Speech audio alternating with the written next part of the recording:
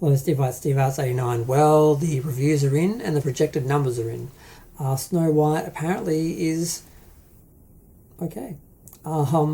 There's a few very positive reviews and also a lot of very passable reviews and some begrudged it's okay reviews. So some of the people who were against it, who were sure it was going to be trash, have had to turn around and say it's a passable film, it's okay film.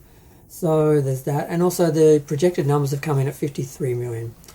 Now, that's not great for a film of this budget, but it's also not a death sentence because there have been plenty of films that started off with smaller opening weekends than that, like 30 million.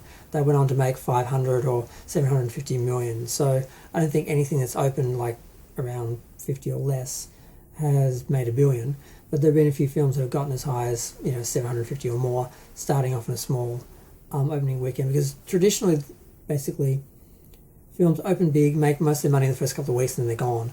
Sometimes a film will open smaller, have good word of mouth and legs, and it'll go on for a long time, getting a steady amount, a small amount, but a steady amount of box office, and it will add up over time, and eventually they'll make 500 or 750 million, like The Little Mermaid and a few other films that weren't expected to do well because the opening box office wasn't big. So it's not a death sentence for the film.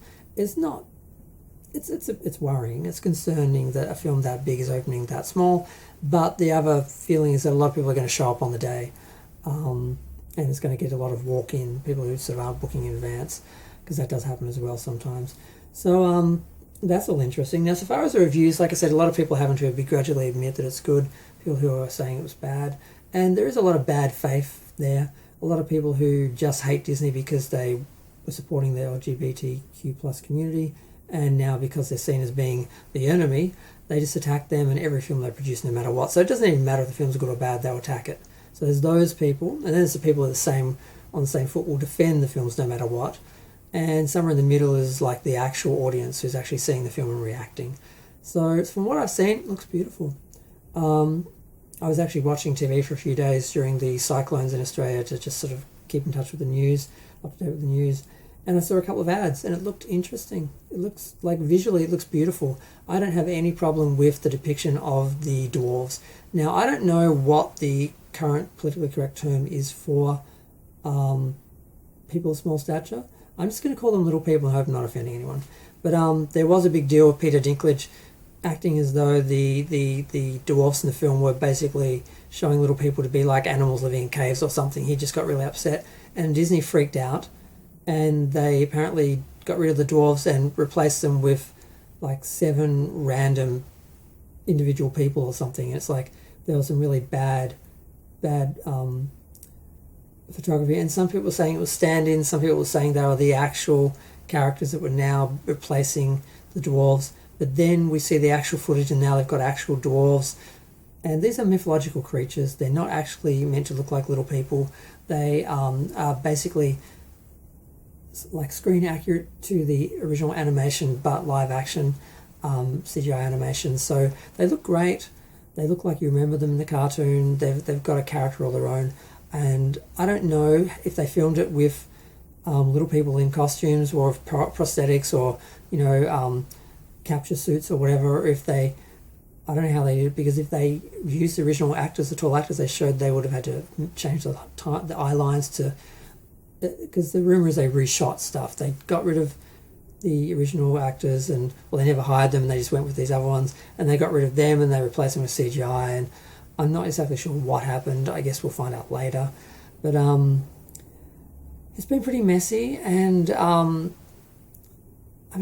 the trailers look good. I don't have any issue with the whole Fairest of the All, because originally I sort of thought she's Snow White, she's supposed to be pale. This is just why race swap this character? And it's like, well, actually, Fairest of the All was referring to her character, not her appearance or her skin color, literal. So it is okay. It doesn't really matter.